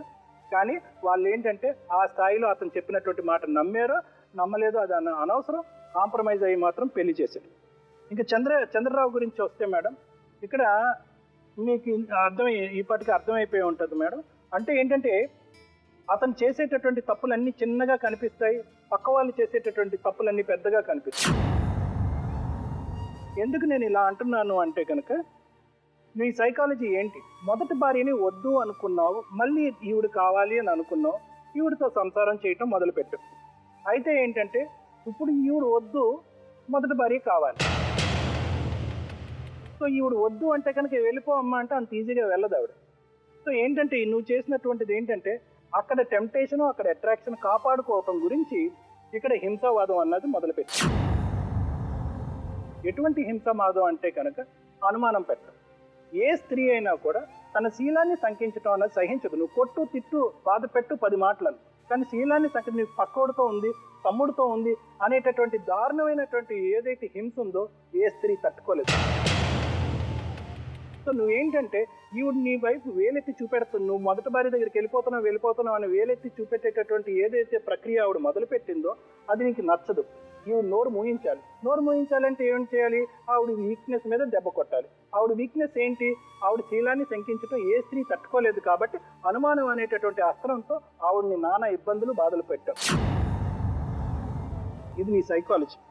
అయితే ఏంటంటే మేడం, ఇతను such people are called as habitual abusers madam. అంటే ఏంటంటే వీళ్ళకి సానుభూతి ఉండదు, పశ్చాత్తాపం ఉండదు, అబద్ధాలు ఆడటం చాలా సులువుగా ఆడతారు. నేను చాలా బాధతో చెప్తున్నాను కానీ నిజాలు చెప్తున్నాను. ఎందుకంటే కనుక ఇందాక నీతో మాట్లాడుతున్నప్పుడు, సార్ మొత్తం ప్రపంచం అంతా మా చుట్టుపక్కల ఎక్కడన్నా అడగండి, నా అంత మంచోడు లేదు అని అంటున్నాను. బయటకు చూపెట్టేటటువంటి నీ రంగు అది. అసలైన రంగు, నీ రంగు కావాలి అంటే కనుక ఐదర్ కృష్ణవేణి అడగచ్చు, లేదంటే వరలక్ష్మి అన్న అడగచ్చు. వీళ్ళు చెప్తారు అసలైన నీ రంగు ఏంటి అన్నది. ఎందుకంటే కనుక నువ్వు చేసేటటువంటి తప్పులన్నీ చిన్నగా చూపెడతావు. లేదు మేడం, ఏదో ఒక లెంపకాయ కొట్టాను. తాగుతావంటే లేదు, ఫుల్గా తాగను మేడం, హాఫ్ తాగుతాను మేడం. నీ భార్య మంచిదే అంటే నా భార్య దేవత మేడం, కానీ ఆ ఫోన్ తప్ప. అంటే ఏంటంటే నువ్వు చూపెట్టేటటువంటిది ఒకటి, చేసేటటువంటిది ఒకటి. కానీ నీలాంటి వాళ్ళు హ్యాబిట్యువల్ అబ్యూజర్స్ అంటాం. అంటే చాలా జాగ్రత్తగా ఉండాలి. అంటే ఒక అబ్యూజర్ అంటే హింస పెట్టేటటువంటి తత్వం కలిగినటువంటి ఒక వ్యక్తి, మగాడు, ఎప్పుడూ కూడా ఆ హింసావాదానికి తెలియకుండానే అలవాటు పడిపోతాడు. అంటే ఈరోజు మేడం నీ కాలమే పడతాను, క్షమించండి మేడం, నా భార్యని నేను ఎప్పుడు కొట్టను నువ్వు అన్నా కూడా నిన్ను నమ్మటానికి లేదు. ఎందుకంటే నువ్వు కొట్టడానికి అలవాటు పడిపోయావు, తిట్టడానికి అలవాటు పడ్డావు, అనుమానించడానికి అలవాటు పడ్డావు. సో నువ్వు మారుతాను అనేటటువంటి మాటలో నీ నోట్లోంచి వచ్చేటటువంటి మాటే కానీ నీ మనసులోంచి వచ్చేటటువంటి మార్పు కాదు. ఇంకొకటి, ఎందుకు ఇప్పటికీ నువ్వు ఆ అమ్మాయిని ఎందుకు కోరుకుంటున్నావు? కృష్ణవేణి 18 సంవత్సరాల పాటు ఉన్నటువంటి వ్యక్తిని నువ్వు ఎందుకు కోరుకుంటున్నావు? వద్దు బాబు, నువ్వు నాకు వద్దు అన్నప్పుడు నువ్వు ఎందుకు కోరుకుంటున్నావు అంటే కేవలం 2 విషయాలు. అది నీ మాటల్లోనే మళ్ళీ నువ్వు బయట పెట్టుకున్నావు. ఏంటి? పిల్లల గురించి. అంటే పిల్లల గురించి భార్య కావాలి కానీ భార్య గురించి భార్య వద్దు నీకు. నెంబర్ 2, ఒక హ్యాబిట్యువల్ అబ్యూజర్ అన్నాను ఇందాకంటే కొట్టి, తిట్టి, అనుమానం పడి అలవాటు పడేటటువంటి వ్యక్తికి ఆ వ్యక్తి అవతలి వ్యక్తి విక్టిమ్ అంటాం, అంటే ప్రే అంటాం. ఎవరైతే ఆ వ్యక్తి కనిపించకపోతే అతను బతకలేడు. ఎందుకంటే రేపొద్దున అతని ఫ్రస్ట్రేషన్, అతను చూసినటువంటి ప్రపంచం, బయట ఉన్నటువంటి ఫ్రస్ట్రేషన్ ఎక్కడో తీర్చుకోవాలి. సో తీర్చుకునేటటువంటి క్రమంలో ఇంటికి వచ్చేటటువంటి భార్య కనిపించి ఆ అమ్మాయిని తిట్టకుండా, కొట్టలేకుండా అంటే ఇక్కడికి నువ్వు బ్రతకలేవు. కాబట్టి ఆవిడ కావాలి. ఇంకొక ముఖ్యమైనటువంటి వ్యక్తి మేడం వరలక్ష్మి. ఈవిడది కంప్లీట్గా డిఫరెంట్ సైకాలజీ. ఇందాక తన మాటల్లోనే మనకు అర్థమవుతుంది మేడం. అంటే ఏంటంటే తను ఈ వ్యక్తిని పొగుడుతూనే తిడుతుంది, తిడుతూనే పొగుడుతుంది. అంటే ఏమంటుందంటే కనుక అమ్మో అంత భయంకరమైనటువంటి వ్యక్తి వద్దండి అని అంటుంది. ఇంకో పక్క నుంచి అతన్ని పొగుడుతుంది. అంటే ఈవిడ వైపు వేలెత్తి చూపెడుతుంది. ఎందుకు అలా అంటుందంటే కనుక ఆవిడ కాపాడుకుంటుంది. ఇప్పుడు అతను ఇందాక ఒక మాట ఆ అమ్మాయి ఏమంది? నాకెవరు దిక్కు లేదండి అంది. అంటే ఆ మాటల్లోనే మనకు అన్నీ అర్థమైంది. దిక్కు లేక ఇతనితో కాపురం చేస్తుందని అర్థం.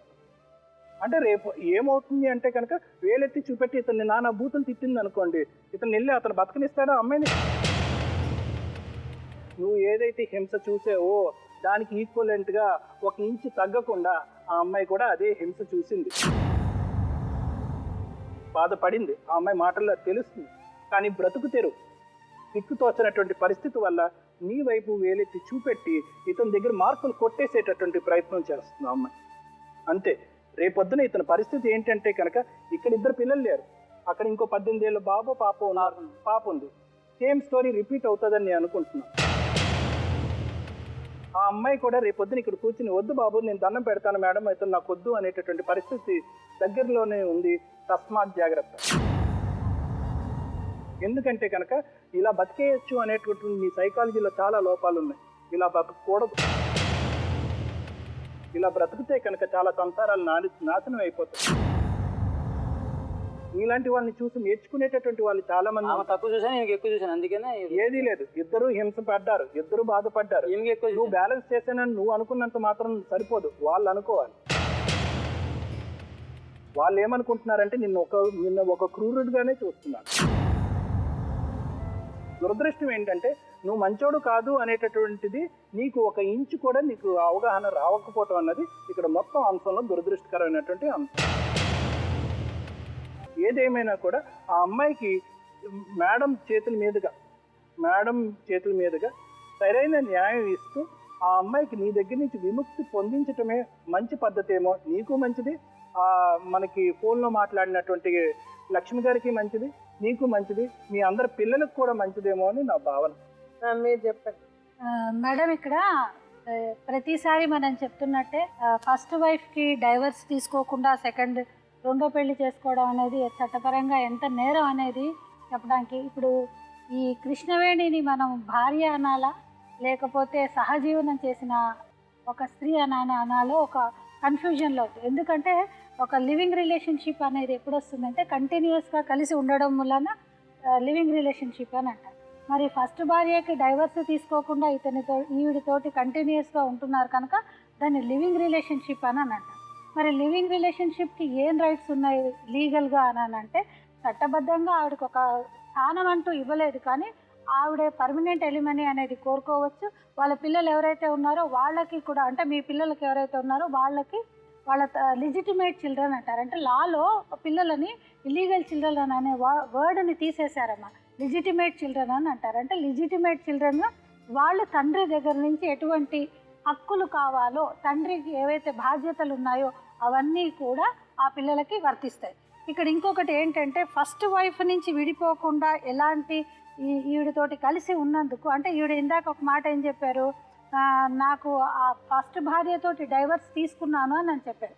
అంటే డైవర్స్ తీసుకున్నాను అని చెప్తే ఒకటమ్మా, మనం ఎదుటి మనిషి మన మాట వింటున్నారా, ఎదుటి మనిషి మన మాట అర్థం చేసుకుంటున్నారా లేదా అనేది కూడా ఒక పెద్ద క్వశ్చన్ ఉంటుంది.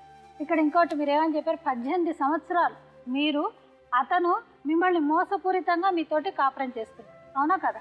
అంటే ఫస్ట్ భార్యతోటి కూడా ఉంటూ మీతో కూడా ఉంటున్నారు. అంటే అతను ఆల్మోస్ట్ చెప్పడానికి ఏంటంటే 2 పడవల మీద ఆయన కాళ్ళు పెట్టి ప్రయాణం చేస్తున్నట్టు. అది చట్టబద్ధంగా చాలా నేరం. ఒక భార్య ఒక భర్త అనే మన సంస్కృతిలో నేను ఇక్కడ ఉంటున్నాను నేను అక్కడ ఉంటానంటే అది కుదరదు. మీరేమంటున్నారు, ఆయన దగ్గర నుంచి ఆవిడ చట్టబద్ధంగా విడిపోయారు కనుక విడాకులు తీసుకున్నారు, నన్ను పెళ్లి చేసుకున్నారని మీకు చెప్పారు.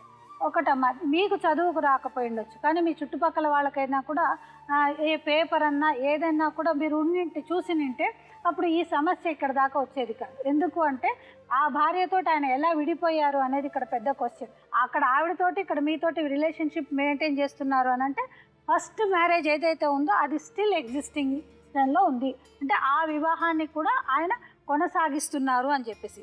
ఇంకా ఇందాక మేడం గారు వరలక్ష్మి గారితో మాట్లాడారు కదా, అంటే మరి ఆవిడకి మీరున్నారో లేదో తెలియదు, ఇక్కడ మీకు మాత్రం ఆవిడ చట్టబద్ధంగా విడిపోయిందో లేదో ఇక్కడ తెలియదు. ఇక్కడ అన్ని క్వశ్చన్ మార్క్సే ఉన్నాయి. మరి మీకు తెలియనప్పుడు మరి మీకేం రైట్స్ ఉంటాయి? ఆవిడికి తెలిసి ఏంటి మీరు రెండో పెళ్లి చేసుకున్నారు అని చెప్పి ఆవిడకి తెలిసినా కూడా మరి ఆవిడ ఇన్ని రోజులు ఎందుకు కామ్గా ఉందో కూడా అది కూడా ఒకటి తెలియట్లేని ప్రశ్న మేడం. ఏంటంటే నాకు ఆయన పెళ్లి చేసుకున్న చట్టబద్ధంగా నేను పేపర్ చూడలేదని అనడానికి ఈమెకైనా, ఆమె రెండో భార్య ఎవరైతే పెద్ద భార్య ఎవరైతే ఉన్నారో ఆవిడ రెండో పెళ్లి చేసుకున్నా కూడా 498 వేయలేకపోయినా కూడా ఇవన్నిటిని ఏమంటారంటే యాక్సెప్టెడ్ క్రైమ్స్ అని అంటారు. అంటే నేరాన్ని యాక్సెప్ట్ చేసేస్తున్నారు, ఒక అతనికి ప్రోత్సహించేసేటట్టు. ఇంకోటి చట్టబద్ధంగా మీరేంటంటే కృష్ణవేణి భార్య కాని భార్య. అంటే అది చెప్పడానికైనా మాకు చాలా ఇబ్బందిగా ఉన్నా కూడా భార్య కాని భార్య. ఇంకోటి మరి చట్టంలో భార్య కాని భార్యకి విడాకులు ఉంటుందా అని అంటే ఎక్కడ ఉండదు. ఆమె కలిసి ఉన్నారు కనుక కొన్ని రైట్స్ ఇచ్చారు, కానీ లీగల్గా మీరు విడిపోవడానికి మీరు కోర్టుకు వెళ్ళండి, మీరు డైవర్స్ తీసుకోండి అనే హక్కు ఆమెకు లేదు. ఎందుకంటే ప్రతి కేసులో కూడా ఎక్కడైనా కూడా మనం ఏమని రాస్తాము, లీగల్లీ వెడ్డెడ్ వైఫ్ అంట, చట్టబద్ధంగా పెళ్లి చేసుకుంది హిందూ వివాహ చట్ట ప్రకారము అని అంటారు. అంటే అలా పెళ్లి చేసుకునే హక్కుని ఆయన పోగొట్టారు. సో ఇక్కడ ఇంకొకటి ఏంటంటే, ఇక్కడ మనం మా దగ్గరికి వచ్చిన వాళ్ళకి మరి ఏంటి అని మేము మిమ్మల్ని ప్రోత్సహించి కేసులు వేయండి అమ్మా, నువ్వు ప్రాబ్లమ్స్లోకి వెళ్ళాలనే చెప్పే ఉద్దేశం అయితే మాకు లేదు. ఇంకోటి, ఆయన మిమ్మల్ని మీ భార్య ఉండగా మిమ్మల్ని చేసుకున్నారు కనుక ఆయన మీ పట్ల ఫ్రాడ్ చేసినట్టు, చీటింగ్ చేసినట్టు, అంటే ఫ్రాడ్ అండ్ చీటింగ్ కేసులు మీరు వేయచ్చు.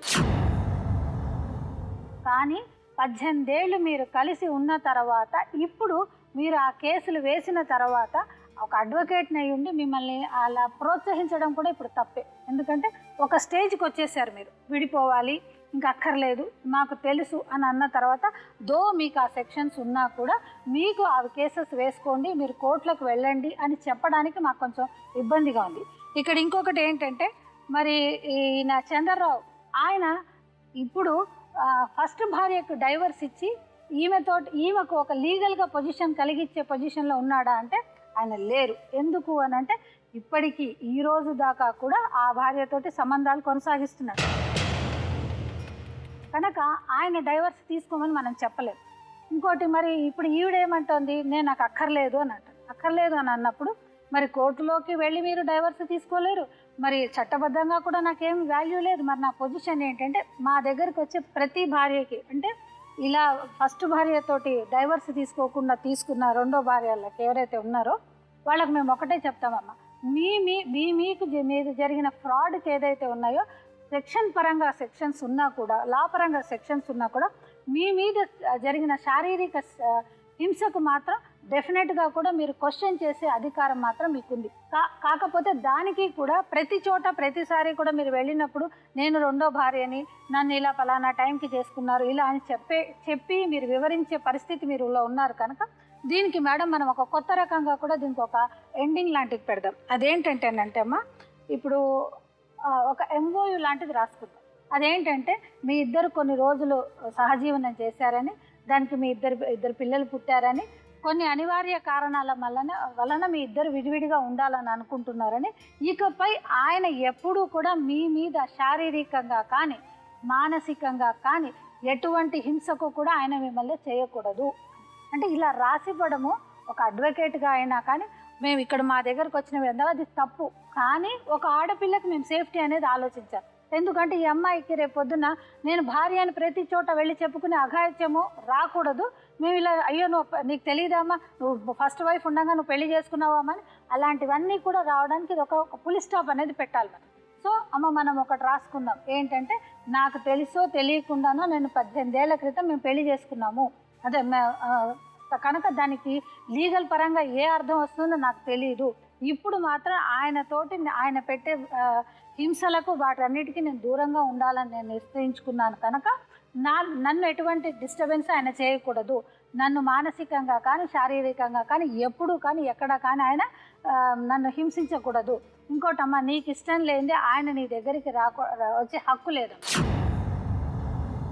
ఈ MOU అనేది మేము ఎందుకు రాసిస్తున్నాము అంటే ఆ అమ్మాయి రేపొద్దున ఎక్కడైనా చెప్పడానికి నా మీద ఈయన శారీరకంగా హింస చేశారు, బోల్డని కాంప్రమైజ్లు అయినా కానీ ఆయనలో ఎటువంటి మార్పు రాలేదు, మేము పెద్దల్లో కూర్చుని మేము మాట్లాడుకున్నాము కనుక నేను ఈ ఒప్పంద పత్రం రాసుకున్నాను కనుక నాకు దీని పరంగా నాకు రక్షణ కలిగించండి అని చెప్పుకోవడానికి రేపొద్దున ఆ అమ్మాయికి MOU అనేది పనికొస్తుంది. ఇంకోటి ఏంటంటే పిల్లలు పెద్దవాళ్ళు అని అంటున్నారు, మెయింటెనెన్స్కి వాళ్ళు అర్హులమ్మ. అంటే ఒకవేళ మీరు మెయింటెనెన్స్ అనేది ఏదైనా తీసుకోవాలి అని ఆయన అనుకుంటే మాత్రం ఆ విధంగా DVC కింద డొమెస్టిక్ వైలెన్స్ యాక్ట్ కింద మీరు మీ పిల్లలకు మెయింటెనెన్స్ అనేది హక్కు అడగచ్చు. మీరు ఆయన పట్ల ఏదైతే శారీరకంగా మానసికంగా హింసకు గురైన దానికి అలిమనీ అనేది అడగచ్చు, అంటే దాని మెంటల్ ఎగని దాన్ని అడగచ్చు. ఇంకా మీరు ఏదైనా రెసిడెన్షియల్ ఉండడానికి ఆయన దానికి రెంట్ కూడా మీరు పే చేయని అడగొచ్చు. అంటే ఇవన్నీ ఏంటంటే 18 ఏళ్ల తర్వాత మళ్ళీ నేను ఒక పొజిషన్ కానీ నేను కోర్టుకు వెళ్ళి అడగాలను. MOU అనేది బెస్ట్ పద్ధతి మేడం. కనుక ఆ విధంగా మనం రెండో భార్య నుంచి మీరు విడిపోండి అని చెప్పలేము. ఎట్ ద సేమ్ టైం ఈ హింసని ఇక్కడతోటి ఆపడానికి మాత్రం ఈ MOU అనేది పనికొస్తుంది. కనుక ఆ విధంగా మనం చేద్దాం మేడం. ఇంకోసారి అడుగుతున్నాను, మీ డెసిషన్ అతని దగ్గర నుంచి విడిపోవడమేనా? విడిపోవడమేనా. మీకు తెలియాల్సింది ఏంటంటే అతనికి మీ మీద ఏ రైటు లేదు. అతను మీకు విడాకులు ఇవ్వాలి లేకపోతే అతను వచ్చి మిమ్మల్ని రమ్మని చెప్పాడు అన్నది అసలు లాజిక్కే లేదు. చట్ట ప్రకారం మీ ఇద్దరికి ఏ సంబంధం లేదు. అంటే ఏమంటారంటే లివింగ్ టుగెదర్ అంటాం, అంతే. మీరిద్దరు సహజీవనం చేశారు, మీకు ఏ స్థానం లేదు. ఎందుకంటే మొదటి భార్యకి విడాకులు ఇవ్వకుండా అతనికి ఇంకో పెళ్లి చేసుకునే అవకాశం లేదు. సో అసలు మీరు ఆయన మీకు విడాకులు ఇవ్వాలని మీరు అడగక్కర్లే. మీరు అది తెలియకుండా మీరు ఇన్నాళ్ళు అతని దగ్గర ఉండి అతని దగ్గర పడి అతని దగ్గర చచ్చి చెడి ఇలా బతికారు. కొన్ని సమయాల్లో మీరు కూడా అతనిని ఇరిటేట్ చేశారు, మాట వాస్తవం. ఎందుకంటే అతను మొదటి పెళ్ళ విషయం. అతను కూడా ఏదో మిమ్మల్ని అసహించుకోనా మీ మీద కోపంతోనే కాదు. అతనికి ఏంటంటే 2 రిలేషన్షిప్స్ మెయింటైన్ చేయాలి. సో మీరు అడగద్దు, మిమ్మల్ని ఎలా బెదిరించాలి, ఆ అమ్మాయి అడగద్దు, ఆ అమ్మాయిని ఎలా బెదిరించాలి. ఇదే అతను ఆడిన డ్రామా. అతనికి తగ్గట్టుగా ఆడుకున్నాడు. కాకపోతే అతను చేసిన ఇవి ఏంటంటే ఈ తప్పులు ఎంతకాలం చేస్తాం? ఏదో ఒక రోజు పెద్దానికి ఒక ఎండ్ ఉండాలి. ఇప్పుడు అతను ఏంటంటే ఎటు కానీ ఒంటరి, అంటే 3 పిల్లలు ఉన్నా అటు ఆ పాప అతన్ని యాక్సెప్ట్ చేయదు, ఆ పెళ్ళామో మనస్ఫూర్తిగా యాక్సెప్ట్ చేయదు, మీరు చేరి మీ పిల్లలు చేరి. అంటే మనిషికి బిగ్గెస్ట్ పనిష్మెంట్ ఏంటి తెలుసా? నా అనేవాళ్ళు ఎవరు మన చుట్టూ లేకపోవడం. అంతకంటే శిక్ష ఏ మనిషికి రాదు, ఆలోచించాల్సిన అవసరం లేదు. అతను చేసిన తప్పులకి ఆ శిక్ష ఆల్రెడీ ఇప్పుడు అతనికి వచ్చేసింది. అతను కావాలని ఎవరు అనుకోవట్లే. అంతకంటే ఒక నీచమైన బతుకు ఎవరికి అక్కర్లేదు. సో ఇప్పుడు అతను కావాలని పిల్లలు అనుకుంటున్నారే లేదు, నువ్వు అనుకుంటున్నావా లేదు, ఆ వరలక్ష్మి అనుకుంటుందా లేదు, వరలక్ష్మి కూతురు అనుకుంటుందా లేదు. సో ఇప్పుడు ఏంటంటే పరిస్థితి, నువ్వు వాళ్ళకి అక్కర్లే, నీకు ఏ రైటు అమ్మాయి మీద లేదు, అది నీకు ముందు చెప్పదలుచుకున్నా. నువ్వు మొదటి పెళ్ళానికి విడాకులు ఇవ్వకుండా ఈమెను చేసుకున్న పెళ్ళి ఏ విధంగానూ చెల్లదు. నువ్వు అమ్మాయి జోలికి వెళ్తే నెక్స్ట్ సెకండ్ నేను తీసుకెళ్ళి పోలీస్ స్టేషన్లో పెడతాను. నేను మళ్ళీ బయటకు కూడా రాలేదు. ఒక పెళ్ళాన్ని పెళ్లి చేసుకుని, ఒక అమ్మాయిని పెళ్లి చేసుకొని ఒక కూతుర్ని కానీ ఈ అమ్మాయిని ఉంచుకున్నావు. యాక్చువల్గా ఆ పెళ్లి చెల్లదు, నీకే రైట్ లేదు నువ్వు పెళ్లి చేసుకోవడానికి. ఇప్పుడు ఆ పిల్లలకు నిజంగా నువ్వు కావాలంటే నువ్వు ఉంచుకోవచ్చు. ఆ అమ్మాయి రేపు కోర్టుకి వెళ్ళి నువ్వు ఆ అమ్మాయిని మోసం చేసావని చెప్పి, ఇలా పెళ్లి చేసుకోకుండా విడాకులు ఇవ్వకుండా అమ్మాయిని పెళ్లి చేసుకున్నావని చెప్పి రేపు కోర్టుకి వెళ్ళి కోర్టులో వేస్తే ఆ అమ్మాయికి కూడా నువ్వు మెయింటెనెన్స్ ఇవ్వాలి, నీ పిల్లలకి కూడా నువ్వు మెయింటెనెన్స్ ఇవ్వాలి. అర్థమవుతుందా? సరే, ఆ అమ్మాయి సంగతి వదిలేయి. ఆ అమ్మాయిని ఎందుకంటే ఆ అమ్మాయి నీతో పెట్టుకున్న సంబంధం సరైన సంబంధం కాదంటది రేపు కోర్టు. కానీ పిల్లల మటుకు నీకు పుట్టిన పిల్లలు కాబట్టి ఆ పిల్లలిద్దరికి నువ్వు ఏదో ఒక సెటిల్మెంట్ చేయాలి కోర్టులో. అది నువ్వు కోర్టుకి వెళ్ళి చేసుకుంటావు. ఎందుకంటే ఇప్పుడు నేను అమ్మాయితో కోర్టులో వేయిస్తా, నువ్వు ఇక్కడ చేయకపోతే. నువ్వు అసలు విడాకులు ఇచ్చే పాయింటే లేదు ఇక్కడ. ఆమె రాసుకోవడం లేదు. నువ్వు నీకు అసలు అమ్మాయికి ఏ సంబంధం లేదు, నీకు అమ్మాయి ఏమీ కాదు. నువ్వు అమ్మాయి నీ కొడుకుల వరకే నీకు సంబంధం. అమ్మాయికి విడాకులు ఇవ్వకుండా నువ్వు ఈ అమ్మాయి నీ భార్య కాదు, అది చట్టం. ఎవరు విడాకులు ఇచ్చారు?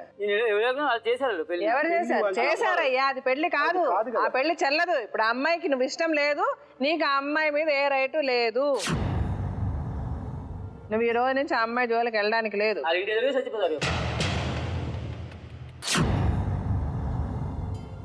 నువ్వు బెదిరిస్తున్నావా? ఎవరిని బెదిరిస్తున్నా? ఎవరిని బెదిరిస్తున్నా? మీరు వెళ్ళి ముందు పోలీస్ స్టేషన్ లో కంప్లైంట్ ఇచ్చేయండి, మిమ్మల్ని ఎట్లా బెదిరిస్తున్నారు. పిల్లలు ఉండి ఇప్పుడు పిల్లల్ని ఇప్పుడు పిలుస్తా, వాళ్ళకి ఎవరి దగ్గర ఇష్టమైతే వాళ్ళ దగ్గరే ఉంటారు. అర్థమైందా? సో ఇప్పుడు పిల్లల్ని ఇప్పుడు పిలిచి అడుగుతా, వాళ్ళు ఏది చెప్తే అదే. వాళ్ళ అమ్మ దగ్గర ఉంటే అమ్మ దగ్గర ఉంటారు, నాన్న దగ్గర ఉంటే నాన్న దగ్గర ఉంటారు. దీనికి అన్నిటికీ నువ్వు రాసుకొని నువ్వు వెళ్ళాలి. నువ్వు యాక్చువల్గా అయితే నువ్వు మనిషి అయితే నువ్వు నిజంగా ఆ పిల్లలు నీకు కావాలని అనుకుంటే నువ్వు ఆ పిల్లలకి ఏమన్నా సెటిల్మెంట్ ఏమన్నా డబ్బులు నెలకి ఇంత ఏమన్నా ఇవ్వదలుచుకుంటే చెప్పు. అదేమిస్తావు ఇప్పుడే చెప్పు, ఇప్పుడే రాసివ్వు, మెయింటెనెన్స్కి ఇవ్వు. నువ్వు నీ పిల్లల్ని ఎప్పుడైనా చూసుకోవచ్చు, రావచ్చు. వాళ్ళు నీ దగ్గరికి వచ్చి నేను కలవచ్చు వెళ్ళొచ్చు, అంతవరకే. నీకు ఆ అమ్మాయి మీద ఏ రైటు లేదు. ఆ పిల్లల్ని అడుగుదాం, ఇప్పుడు ఎవరి దగ్గర ఉంటారని పిలిచి మాట్లాడతారు. రండమ్మా.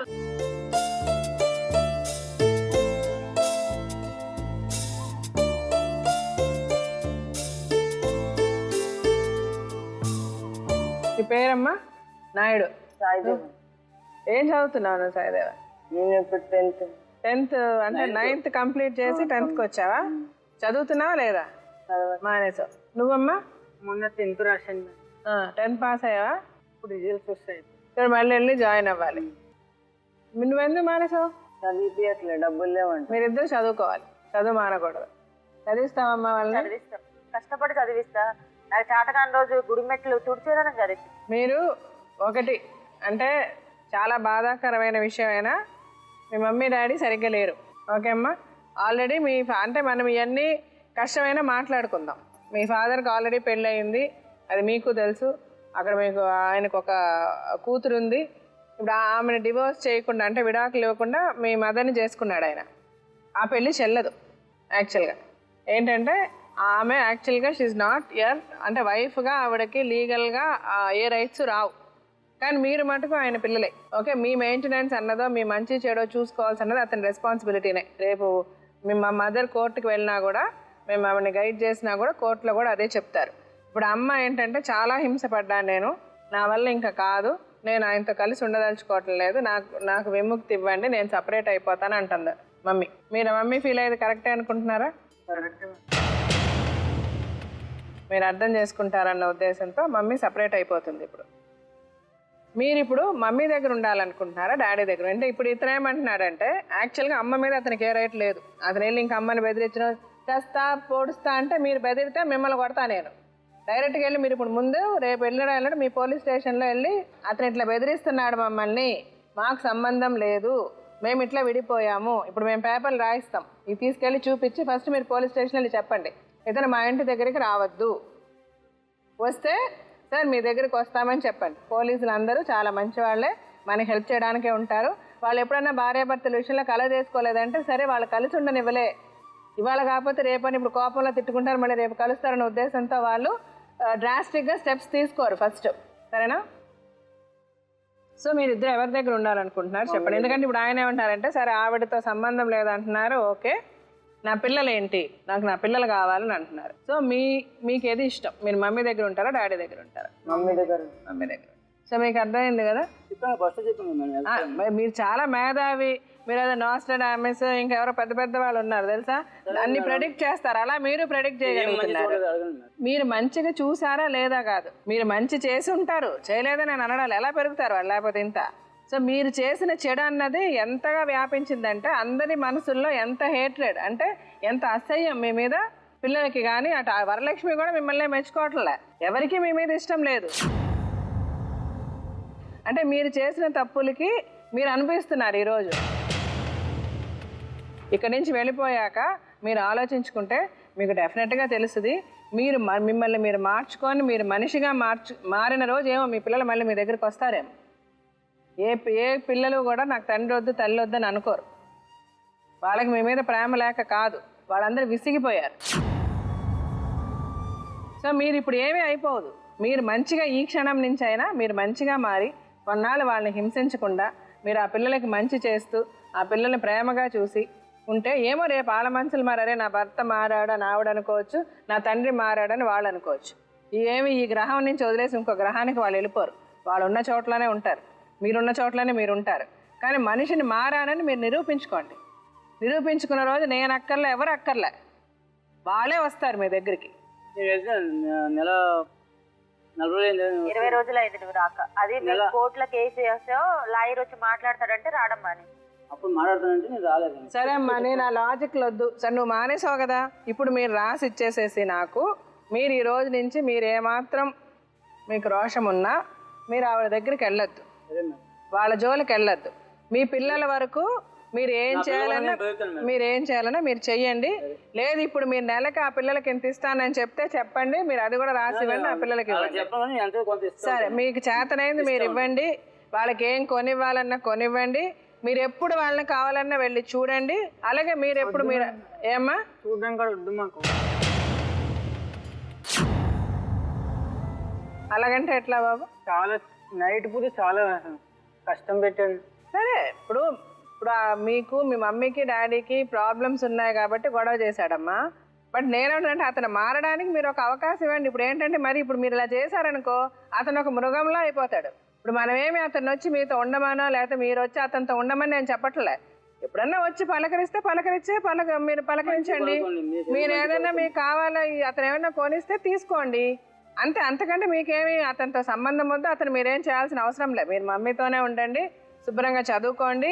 మీ చదువుకి ఏమన్నా వాళ్ళ చదువుకి ఏమైనా సహాయం కావాలన్నా కూడా మేము చేస్తామమ్మా. మీరు ప్రాపర్ స్కూల్ అది కనుక్కొని మాకు చెప్పండి, సరేనా? మీరు మమ్మీతో ఉండండి, మీ బ్రతుకు మీరు బ్రతకండి. మీకు అతనికి ఏ సంబంధం లేదు. కానీ ఎప్పుడైనా అతను కనబడితే మీరు అసహించుకోవద్దు.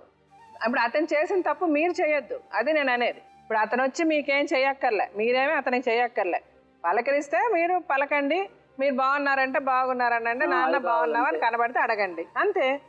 మీ ఇద్దరు చదువుకున్న వాళ్ళు, మీరు హోప్ మీకు అర్థమవుతుందని నేను చెప్పేది, సరేనమ్మా? ఎప్పుడు కూడా అతన్ని మీరు మీ అంతలు మీరు డీగ్రేడ్ చేయకండి. అతను వచ్చి మర్యాదగా పలకరిస్తే మీరు పలకండి. మీకు ఎప్పుడైనా కనబడితే బాగున్నావా నాన్న ఒక మాట అడగండి, అంతే. మీరేం ఆయనకి చేయక్కర్లే, మీకు ఏ కమిట్మెంటు లేదు.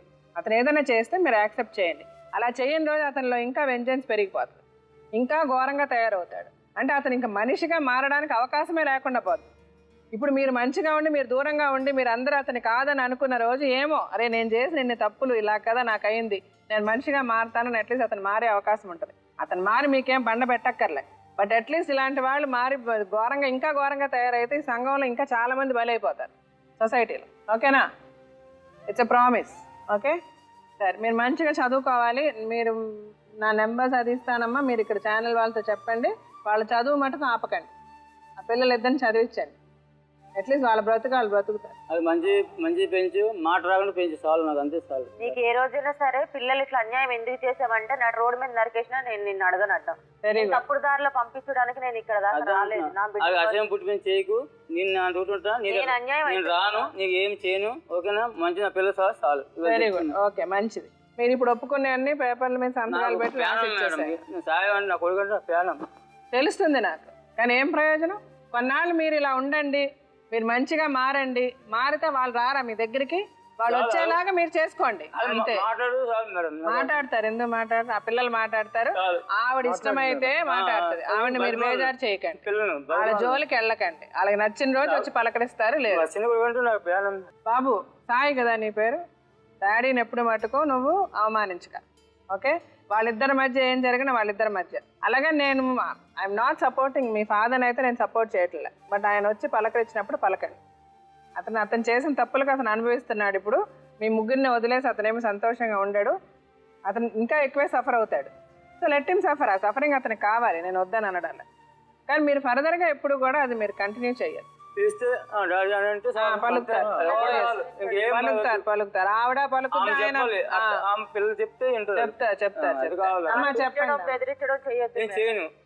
మీరు మీకు తీసుకుంటా అంతా మీరు వెళ్ళి పోలీస్ స్టేషన్ ఫస్ట్ నా నెంబర్ కూడా ఇస్తాను. అతను ఏం పిచ్చి పనులు చేసినా మీరు మాట్లాడండి. ఫస్ట్ మీరు వెళ్ళి ఈ కాపీ అక్కడ పోలీస్ స్టేషన్లో ఇచ్చేయండి.